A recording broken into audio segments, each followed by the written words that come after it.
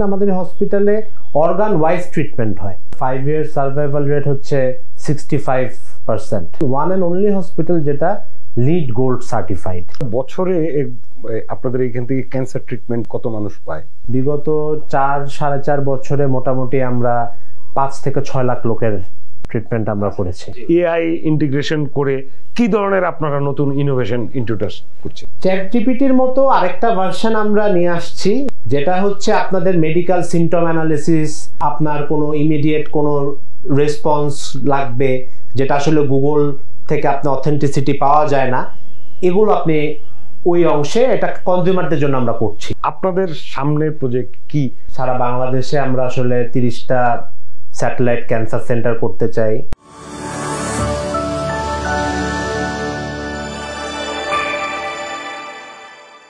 দর্শকদের শুভেচ্ছা দিয়ে টিভিএস স্পেশালে আমন্ত্রণ জানাচ্ছি আমি শাহরিয়ার খান। আজকে আমাদের স্পেশাল গেস্ট হচ্ছেন সাকিব শামীম। উনি ল্যাবেট ক্যান্সার হসপিটালের এমডি এবং উনি হাইলি কোয়ালিফাইড একজন এই সেক্টরে, হেলথ সেক্টরে একজন investor, I would say entrepreneur and a businessman. So আমরা সাকিব ভাইকে ওয়েলকাম করছি। সাকিব ভাই, আমাদের শোতে আজকে আসার জন্য ধন্যবাদ।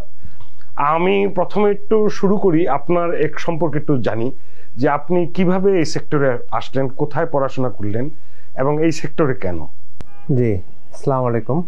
আমি সাকিব শামীম, আমি managing director ল্যাবেট cancer hospital and super speciality centre and deputy managing director ল্যাবেট group.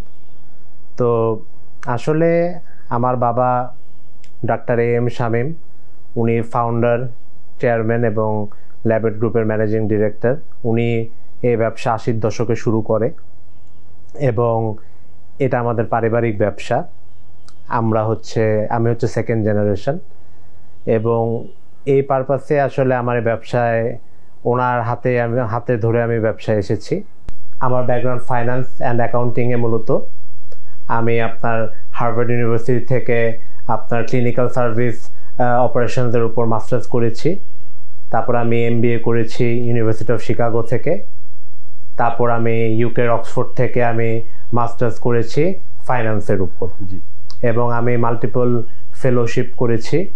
আমার ফেলোশিপ হচ্ছে আপনার লজিস্টিক্স, সাপ্লাই চেনের উপর এবং আমি বিজনেস কমার্সের উপর আমার ফেলোশিপ আছে, প্লাস আমি চার্টার্ড মার্কেটারও। আচ্ছা, সো আপনি কিভাবে ল্যাবেডে, কতদিন ল্যাবেডের সাথে যুক্ত হলেন? আমি ল্যাবেডে 2011 সাল থেকে আমি ল্যাবেডের সাথে যুক্ত এবং আমি ল্যাবেড ফার্মাসিউটিক্যালস থেকে আমার কাজ শুরু হয়েছে। তখন আমাদের ফ্যাক্টরিটা মাত্র শুরু হয়েছে, তখন কনস্ট্রাকশন থেকে আমি কাজ করছিলাম অ্যাজ অ্যান বিজনেস অ্যাসোসিয়েট হিসাবে। তারপর আমি ওখানে 3 বছর কাজ করেছি। কাজ করার পর তারপর আমি আবার ল্যাবেট কার্ডিয়াক হসপিটালে আমি এক্সিকিউটিভ জেনারেল ম্যানেজার হিসেবে আমি কাজ করি কিছুদিন। তারপর আমি আবার স্পেশালাইজড হসপিটালে কাজ করি। তারপর আমি ল্যাবেট গ্রুপের 7 বছর পর আমি ল্যাবেট গ্রুপের দায়িত্ব পাই অ্যাজ অ্যান এক্সিকিউটিভ ডিরেক্টর হিসাবে। তারপর আমি বিগত 5 বছর ধরে আপনার 2020 সালে আমি Labaid cancer hospital and super speciality centre এবং চিটাগং হসপিটালের ফাউন্ডেশন থেকে আমি কাজ শুরু করেছি অ্যাজ আ কো-ফাউন্ডার হিসেবেও বলতে পারেন। এবং আমি চিটাগং 100 বেডের একটা হসপিটাল করেছি আর ধানমন্ডিতে Labaid cancer hospital and super speciality centre করেছি। এই হসপিটালটা সম্পর্কে বলেন, এটার অনেক ধরনের ফিচার সম্পর্কে আমরা শুনি, আপনার মুখ থেকে শুনতে চাই। জি, বাংলাদেশে তো আসলে ক্যান্সারের একটা অনেক বড় গ্যাপ রয়েছে, বিশেষ করে এই নন কমিউনিকেবল ডিজিজগুলোতে, ক্যান্সার, স্ট্রোক। তো আমরা তখন চিন্তা করলাম যে আসলে কোনো কম্প্রিহেন্সিভ কোনো জায়গা নাই, মানে আসলে এক ছাদের নিচে সব চিকিৎসা পাওয়া যাবে। তো এ থেকে আসলে আমাদের চিন্তা হলো যে একটা ক্যান্সার হসপিটাল করা যায় কিনা। তো প্রথমে আসলে অনেক আমরা বাধা পেয়েছি এবং অনেকেই আমাদেরকে নিরাশ করেছিল যে আসলে এটা খুব রিস্কি ইনভেস্টমেন্ট হয়ে যায়। কিন্তু আমরা 2003 সালে কার্ডিয়াক হসপিটাল করে আমরা যেই সাকসেস অর্জন করেছি এবং আজকে কার্ডিয়াকের জন্য কোনো মানুষের বিদেশে যেতে হয় না, তা আমরাও তখন এই যাত্রাটা শুরু করলাম। এবং এই হসপিটালের বৈশিষ্ট্য হচ্ছে যে আপনি এখানে ডায়াগনোসিস থেকে আপনি একদম প্যালিয়েটিভ পর্যন্ত এবং even end of life care সার্ভিসও আমাদের এখানে আছে। যেমন আমি বলি, আমাদের এখানে ডায়াগনোসিসের জন্য আমাদের ইমিউনোহিস্টোকেমিস্ট্রি, আমাদের এখানে প্রপার ডায়াগনোসিসের জন্য আমাদের ফ্লো সাইটোমিটার, আমাদের জেনোমিক ল্যাব, এবং আমাদের ট্রিটমেন্টের জন্য এখানে state of the art surgery centers, এবং হচ্ছে আমাদের proper gastro center, breast centre.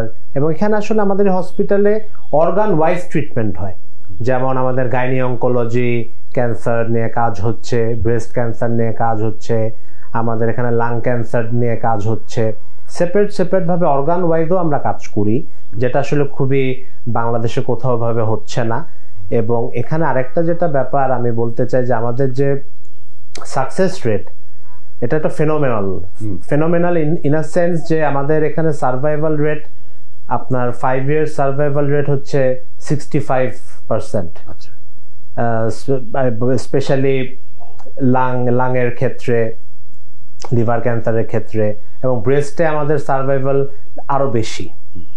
তো এটা বলার উদ্দেশ্য হচ্ছে যে এটা আমরা পুরোপুরি ইন্টারন্যাশনাল স্ট্যান্ডার্ডে আমাদের ফ্যাসিলিটিটা করা। প্রোটোকল আমরা গ্লোবাল গাইডলাইনগুলো আমাদের ডক্টরসরা ফলো করে, এবং এটা joint commission international accredited hospital, plus এটা only hospital, one and only hospital যেটা লিড গোল্ড সার্টিফাইড। এখানে একটা প্রশ্ন, যে আপনারা বছরে আপনাদের এখান থেকে ক্যান্সার ট্রিটমেন্ট কত মানুষ পায়?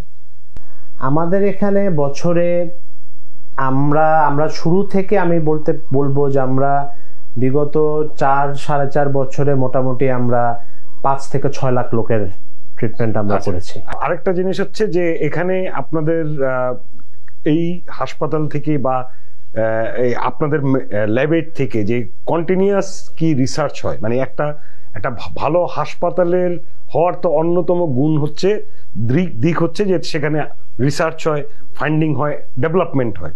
কারণ এই মেডিকেল সায়েন্স কোনো স্ট্যাটিক কোনো না। তো আমাদের এখানে আসলে বিভিন্ন বিগ ফার্মা কোম্পানিজের কিছু ক্লিনিক্যাল ট্রায়ালস হয়।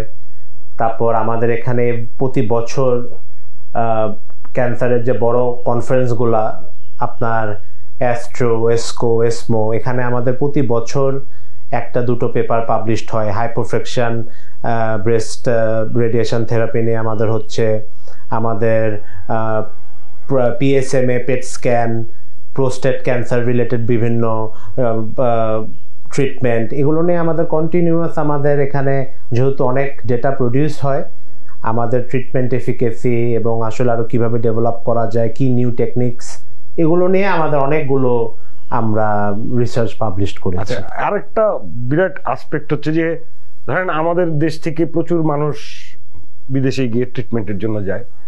সো এটার কিন্তু দুইটা সাইড আছে। একটা সাইড হলো যে বাংলাদেশে অনেকে হলো মানে ওই হেলথ কেয়ারটা পায় না। আরেকটা হলো যে অফেন অনেকে বলে যে বাংলাদেশে প্রাইভেট সেক্টর আছে, কিছু বেশ ভালো সলিউশন দেয়, কিন্তু দে ক্যানট অ্যাফোর্ড ইট। ওখান থেকে ইন্ডিয়াতে গেলে আগে, এখনকার সিচুয়েশন আমি জানি না, ইন্ডিয়াতে গেলে ওর থেকে কম দামে হয়। সো এই জায়গাগুলো আপনারা অ্যাড্রেস করেন কিভাবে? জি, আসলে আমাদের দেশে ডক্টরস বা নার্সেস রেশিও অনেক লো, এবং আমি compare to the other countries like India আর চায়না, থাইল্যান্ড, এগুলো যদি আমরা হিসাব করি, আমাদের মাত্র 10,000-এ একজন মাত্র ডাক্তার, নার্স হচ্ছে মাত্র 0.5। তো আসলে সেক্ষেত্রে এখানে আমাদের স্কিলড যে ম্যান ফোর্স, আমাদের যে নার্সেস, ডক্টরস, এটা আমরা ওভাবে ডেলিভারি করতে পারতেছি না। এটা প্রথমত একটা বিষয়।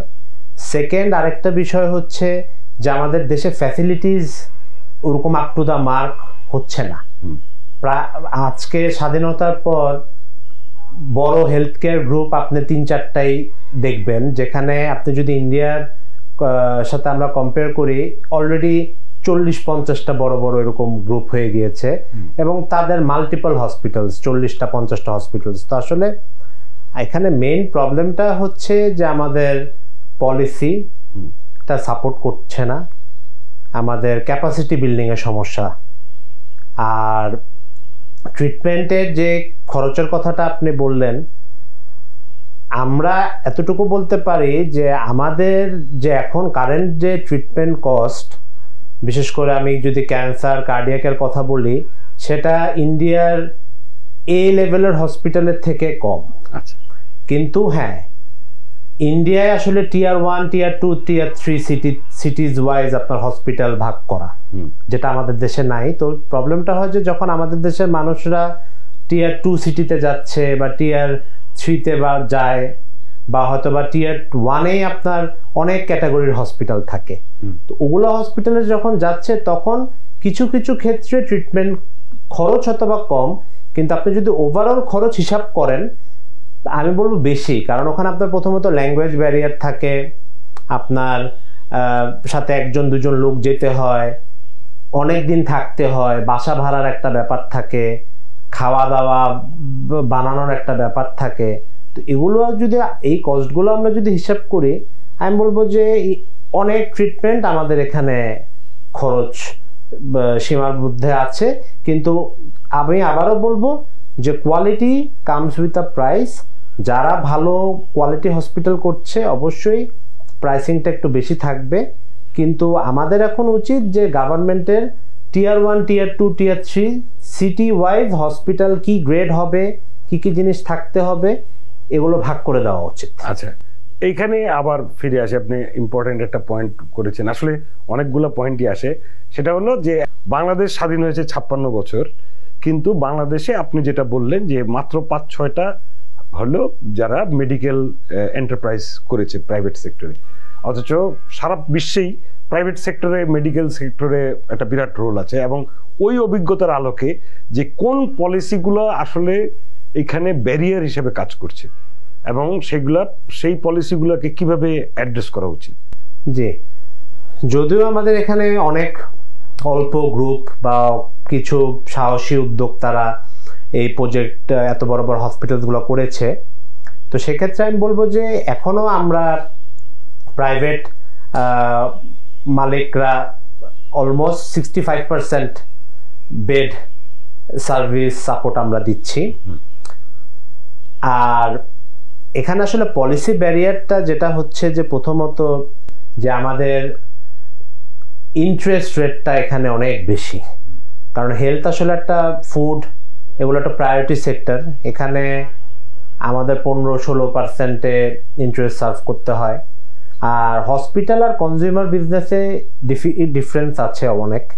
আসলে একটা হসপিটালে আমাদের এক একটা মানুষকে হ্যাপি করতে হয়, যেটা কনজিউমারের ক্ষেত্রে অনেক সময় এটা দরকার পড়ে না। এখানে আপনার যেহেতু সার্ভিস ইন্ডাস্ট্রি, প্রতিটা কাস্টমার খুবই গুরুত্বপূর্ণ। তো সমস্যাটা হয় যে একটা হসপিটালের আসলে ব্রেক ইভেন করে ব্যাংকের টাকা দিতে দিতে আপনার অলমোস্ট 8-10 বছর সময় চলে যায়। তো যখন একটা বড় বিনিয়োগ হয়, যেরকম একটা 200 বেডের ক্যান্সার হসপিটাল আপনি আজকে করতে গেলে প্রায় 500 কোটি টাকা আপনার খরচ হবে।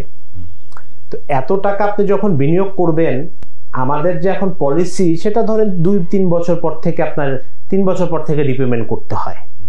তো সমস্যাটা হয় যে তখনই সমস্যাটা শুরু হয় যে আসলে রিপেমেন্ট স্কেডিউল এগুলো আসলে ম্যাচ করতে পারে না দেখে অনেক হসপিটাল আসলে পড়ে যাচ্ছে। সো একটা ব্যাংকিং সাইডে একটা সাপোর্ট, অবশ্যই ব্যাংকিং সাইডে সাপোর্ট দরকার এবং এটা একটা জরুরি দরকার। সেকেন্ড আমি বলবো যে আমাদের এখানে 99% আমদানি নির্ভর, আমাদের ইকুইপমেন্ট, কনজিউমেবল, স্পেয়ার পার্টস। তো স্পেয়ার পার্টসে এবং কনজিউমেবলের ডিউটি অনেক বেশি।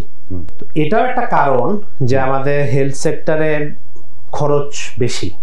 খরচটা বেশি এই কারণে যে আমাদের যে রিএজেন্টগুলো আসে, আমাদের যে ডিসপোজেবলসগুলো আসে, এগুলো অনেক এক্সপেন্সিভ।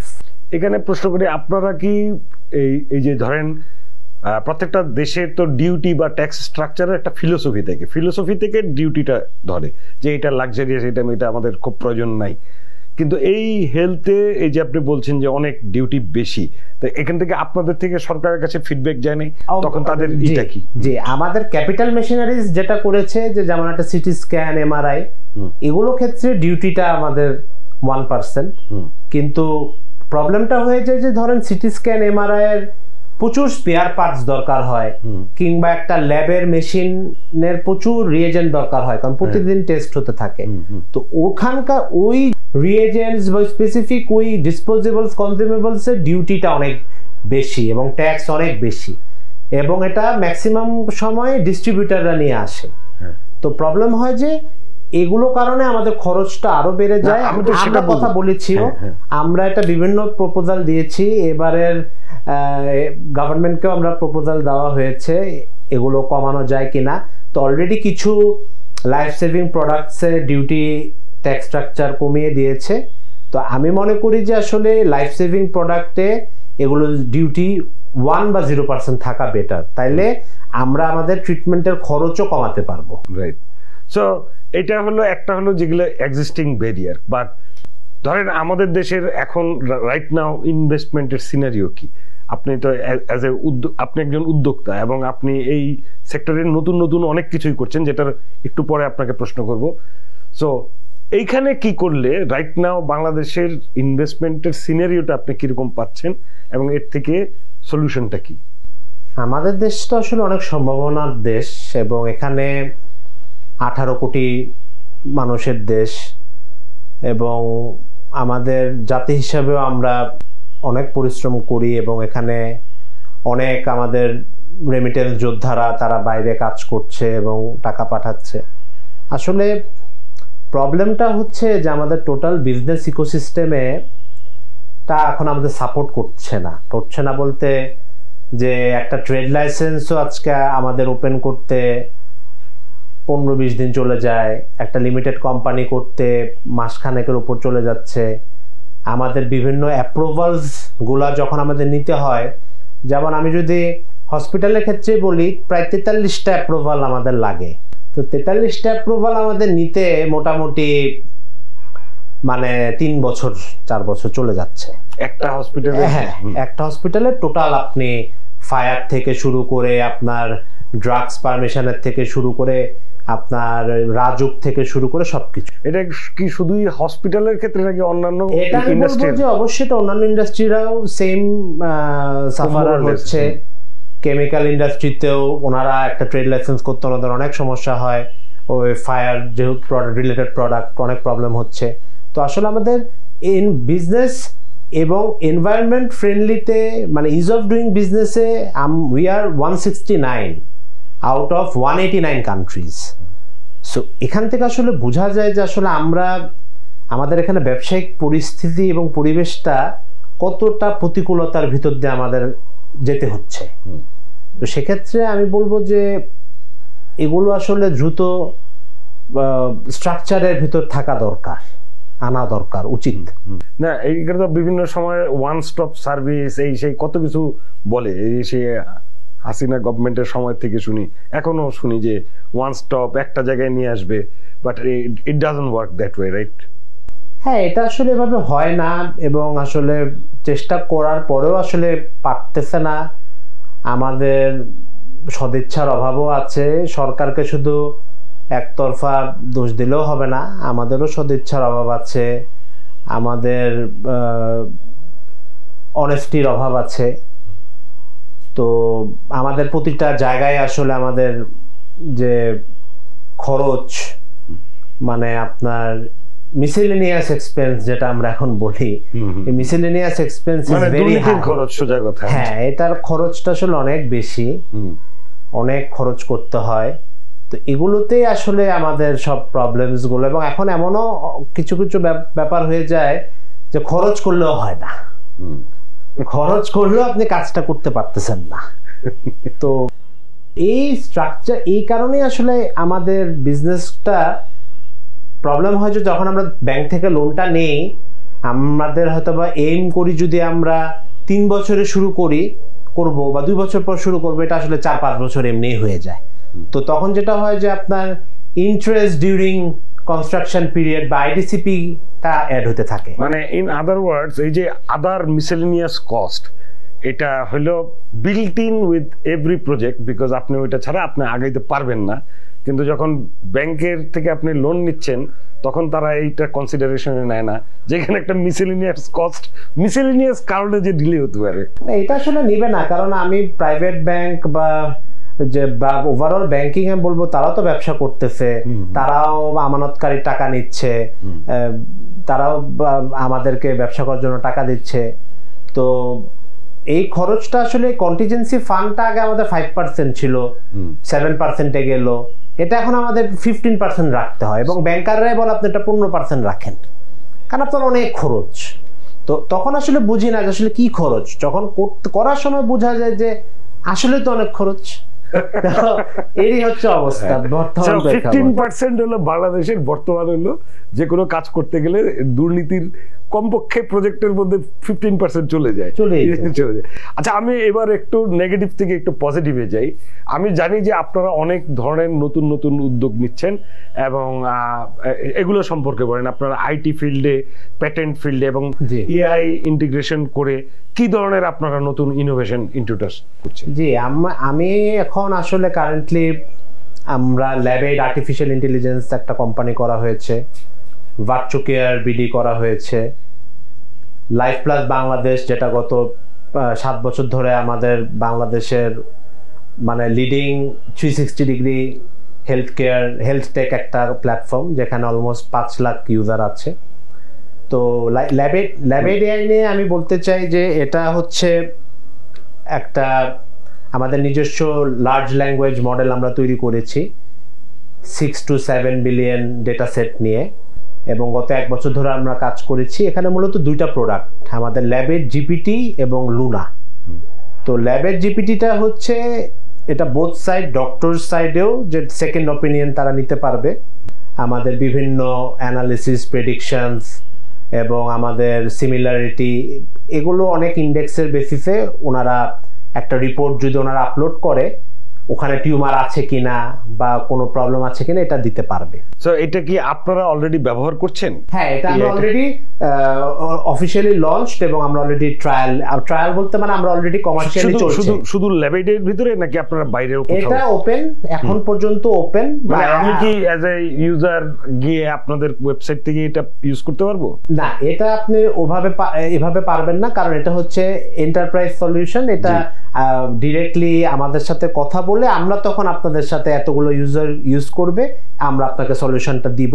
বাট হ্যাঁ, আমরা চ্যাট জিপিটির মতো আরেকটা ভার্সন আমরা নিয়ে আসছি, এটা আমাদের 1 মাসের ভিতর লঞ্চ হবে, যেটা হচ্ছে আপনাদের মেডিকেল সিমটম অ্যানালিসিস এবং হচ্ছে আপনার কোনো ইমিডিয়েট কোনো রেসপন্স লাগবে যেটা আসলে গুগল থেকে আপনার অথেন্টিসিটি পাওয়া যায় না, এগুলো আপনি ওই অংশে এটা কনজিউমারদের জন্য আমরা করছি। এটা কি ল্যাবেড ওয়েবসাইটে পাওয়া যাবে?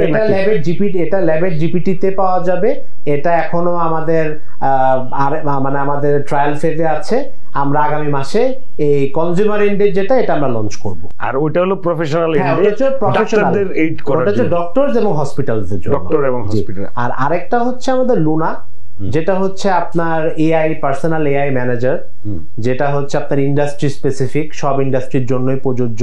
মানে ক্যারেক্টারটা আপনার একজন সাংবাদিকও হতে পারবে, একজন আপনার লর পরামর্শও দিতে পারবে আপনাকে, আপনার যদি মেডিকেল অ্যাডভাইস লাগে সেটাও দিতে পারবে, এবং হচ্ছে আপনার যদি কোনো পারচেজ আপনি করতে চান বা আপনার কোনো প্রোডাক্ট সম্পর্কে জানতে চান, এটা কমপ্লিটলি আপনাকে অ্যাসিস্ট্যান্ট হিসেবে হ্যাঁ কাজ করবে। আচ্ছা আচ্ছা, এই দুইটা হলো আপনারা হলো হাসপাতালের ইন্টারনাল কাজে ব্যবহার করতে? না, এটা আমাদের নট অনলি হসপিটাল, এটা আমাদের সবার জন্য ওপেন। আচ্ছা, ল্যাবের জিপিটিটা এখন হসপিটালের জন্য আমরা লিমিটেড করেছি, বাট নেক্সট ফেজ আমরা হয়তোবা 1 মাসের ভিতর আমরা কমপ্লিট ওপেন করে। এছাড়া আপনারা বললেন যে কতগুলো আপনারা প্যাটেন্ট করেছেন, আমাদের এই রিলেটেড যেহেতু আর্টিফিশিয়াল ইন্টেলিজেন্স রিলেটেড, এখন এটা যেহেতু একটা নেক্সট 4র্থ বিপ্লব, তো প্রতিটা জিনিসেরই আসলে আমাদের যে প্রসেস এবং আমাদের যে লার্জ ল্যাঙ্গুয়েজ মডেলস,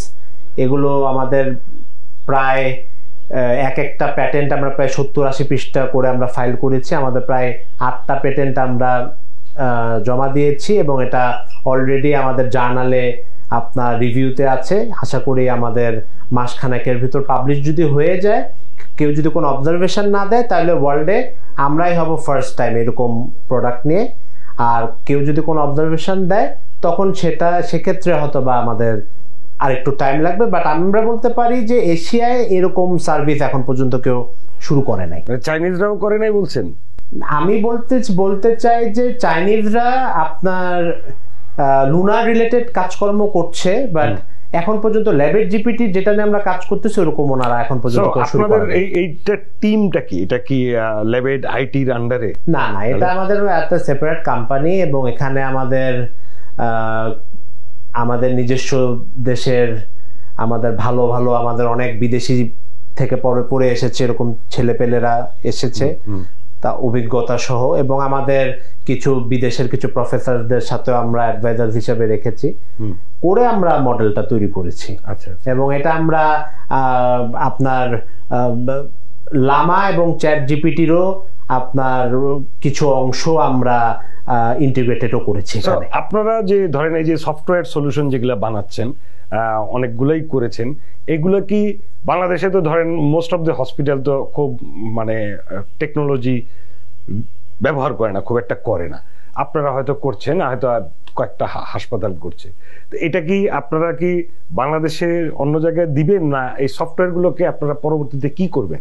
আসলে এটা তো সফটওয়্যার অ্যাজ এ সার্ভিস এবং সলিউশন আমরা কিছু সেল করি।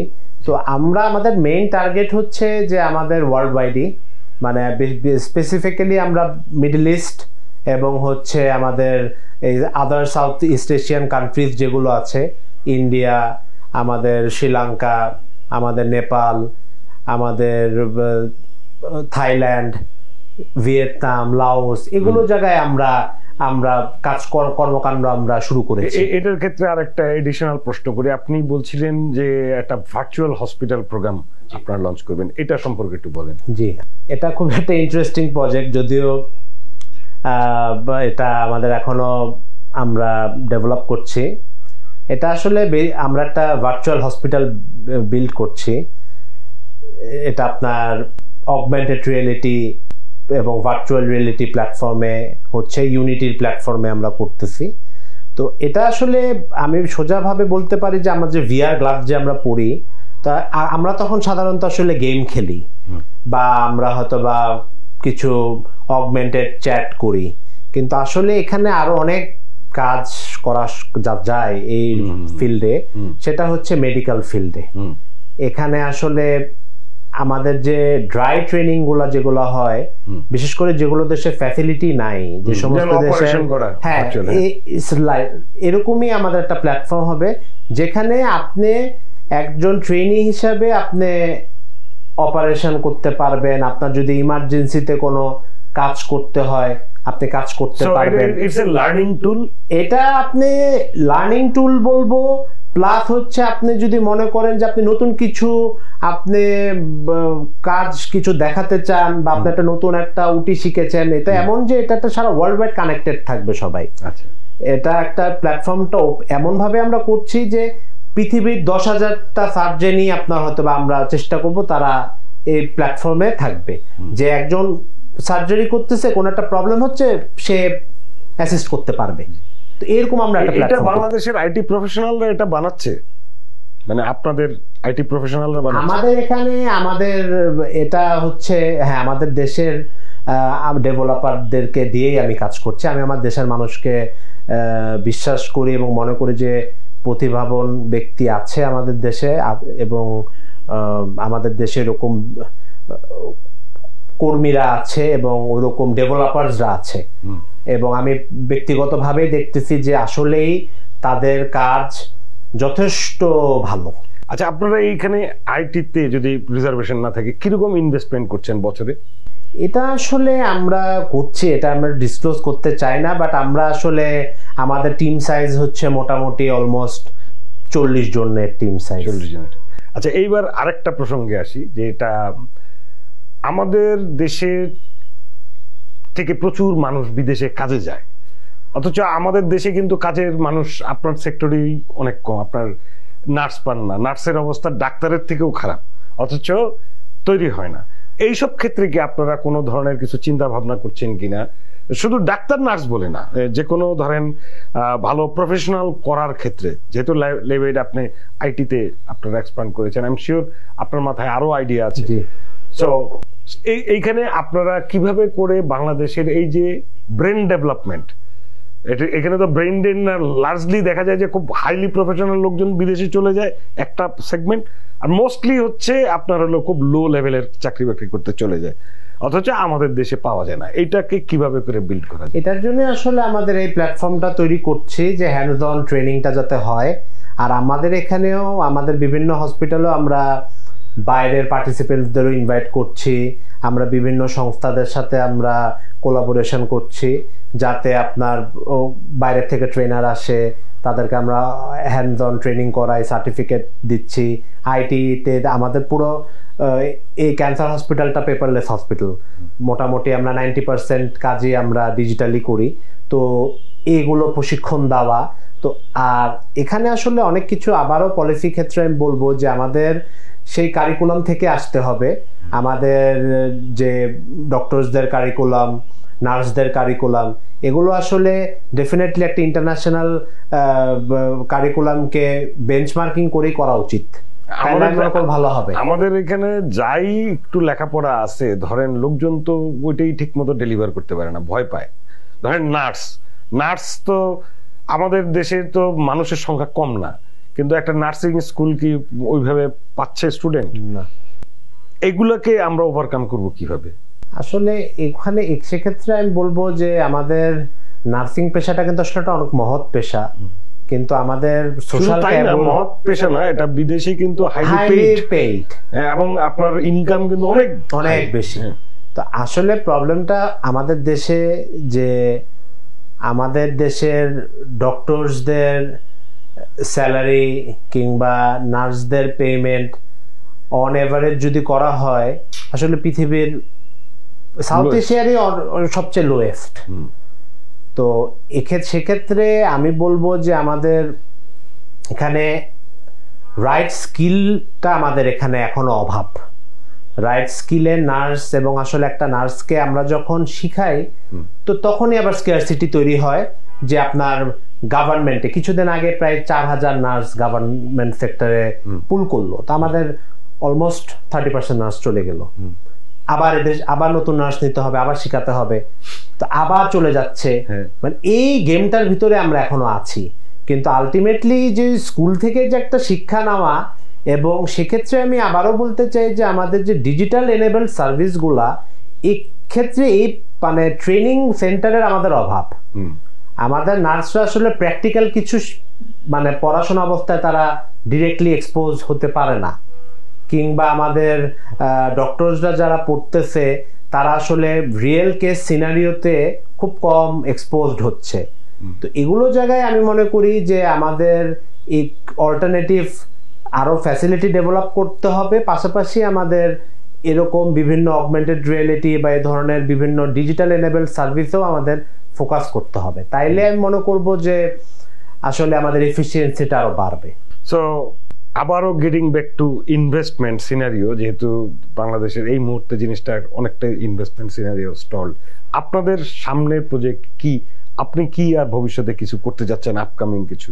জি, আমাদের তো আসলে অনেক প্ল্যান। আমাদের সারা বাংলাদেশে আমরা আসলে 30টা স্যাটেলাইট ক্যান্সার সেন্টার করতে চাই, কারণ আমাদের মানুষরা অনেক দূর থেকে আসে। আমরা আসলে এটাকে আপনার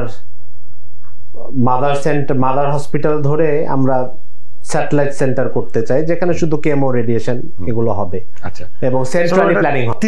30টা করবেন, এটা তো খুবই, এটা আমরা করতে চাই। এবং আমরা আসলে 300 ফিটে 750 বেডের একটা হসপিটাল আমরা করার পরিকল্পনা আছে। ওটা কি ক্যান্সার নাকি জেনারেল? ওটা হচ্ছে আপনার মাল্টি স্পেশালিটি এবং সুপার স্পেশালিটি, বাট ওখানে আমাদের ক্যান্সার, রোবোটিক, নিউরো, মানে যে ডিজিজগুলো নিয়ে আসলে মানুষ সব বাইরে চলে যাচ্ছে, এগুলো নিয়ে আমরা কাজ করব। এইখানে একটা প্রশ্ন, যে আপনারা কি ম্যান করার মতো হিউম্যান রিসোর্স পাবেন তখন, মানে 750? জি, সেক্ষেত্রে আমরা আসলে অলরেডি আমাদের সিঙ্গাপুর জেনারেল হসপিটাল এবং সিঙ্গাপুর গভর্নমেন্ট আমাদের পার্টনার, তাদের সাথে আমরা কথা বলছি। আমরা ম্যাসাচুসেটস জেনারেল হসপিটালের সাথে কথা বলছি, আমরা মাউন্ট সাইনাই নিউ ইয়র্কের সাথে কথা বলছি। তো আমরা তাদের ওই টেকনিক্যাল সাপোর্টটা আমরা নিতে চাই, এবং আমাদের ট্রেনিং ফেলোশিপ কম খরচে কিভাবে করা যায় এগুলো নিয়ে আমরা কাজ করছি। আচ্ছা, ফ্যান্টাস্টিক। একটা ছোট্ট প্রশ্ন, কথা না বললে নয়, যে বর্তমানে Bangladesh young generation, young people অনেক, কিন্তু বাংলাদেশে কিন্তু 30s এর পর থেকে বয়স্ক জনসংখ্যা বাড়তে থাকবে, এবং বয়স্ক জনসংখ্যা অনুযায়ী বাংলাদেশে কিন্তু ওদের যে স্পেশালাইজ ট্রিটমেন্ট বা এটাকে নিয়ে তেমন কিছু দেখি না। আপনাদের কি কোনো প্ল্যান আছে, বা নট জাস্ট ল্যাবে, আপনাদের সেক্টরে কোনো কিছু আপকামিং কিছু দেখেন কিনা? না, ওল্ড পপুলেশন এটা নিয়ে তো আসলে আমাদের এখানে একটা চিন্তার বিষয়, এবং এখানে কাজ করার অনেক সুযোগ আছে। তো আমি ন্যাশনাল পলিসি জানি না, আমি আসলে এটা সম্পর্কে ন্যাশনাল পলিসি আদৌ হয়েছে কিনা আমি জানি না, কিন্তু আমরা ব্যক্তিগতভাবে ল্যাবেড আমরা Aparajoy hospice care and palliative centre আমরা করেছি, যেখানে আসলে আমাদের এটা হচ্ছে আমাদের এই হসপিটালের পাশের বিল্ডিং, হ্যাঁ, একটা আলাদা সেপারেট ফ্যাসিলিটি, যেখানে আসলে শুধু এন্ড অফ লাইফ কেয়ার না, এখানে আমরা আসলে অনেক লোক রোগী আপনার ভালো হয়েও ফেরত এসেছে। তো তাদেরকে আনন্দ দেওয়া, তাদের বেসিক ফিজিওথেরাপির সাপোর্ট, তাদেরকে একটু গান শোনানো, আর্ট, এভাবে, এবং এটা খুব কম খরচে 1000 টাকায় আমরা থাকা খাওয়া সহ পার ডে আমরা একটা মিনিমাম চার্জ আমরা রাখি।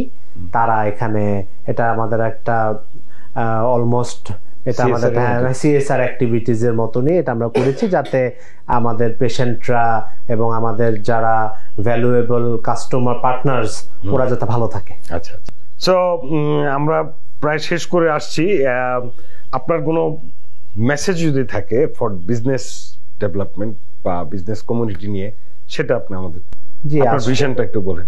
জি, আসলে আমাদের 5ই আগস্টের পর এত বড় একটা গণ অভ্যুত্থান হলো, এবং এত ইয়াং আমাদের জেনজির এত বড় একটা আমরা রেভলিউশন দেখলাম।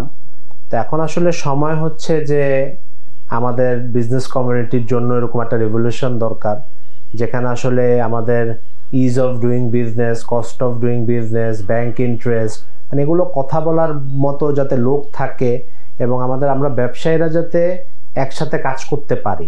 আমাদের প্রবলেম হয়ে গেছে যে আমাদের আসলে কক্ষিগত কিছু ব্যবসায়ীদের কারণে আজকে আমরা হয়তোবা নেগলেক্টেড হয়ে গিয়েছি, আমাদেরকে হয়তোবা সাপোর্ট করা হচ্ছে না। বাট আমি মনে করি যে এটা একটা সময় যে একই সাথে একটা সিঙ্গেল ভয়েস রেজ করা, যেটা আমাদের বিজনেসম্যানদের এবং আমাদের ওমেন এন্টারপ্রেনার্সদের পক্ষে থাকবে। আপনাকে অসংখ্য ধন্যবাদ।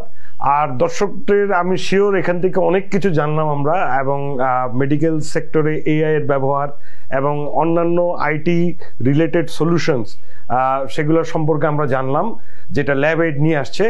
সো দর্শকদের যদি আমাদের প্রোগ্রাম ভালো লাগে তাহলে লাইক করবেন, শেয়ার করবেন, আর আমাদের চ্যানেলে চোখ রাখবেন।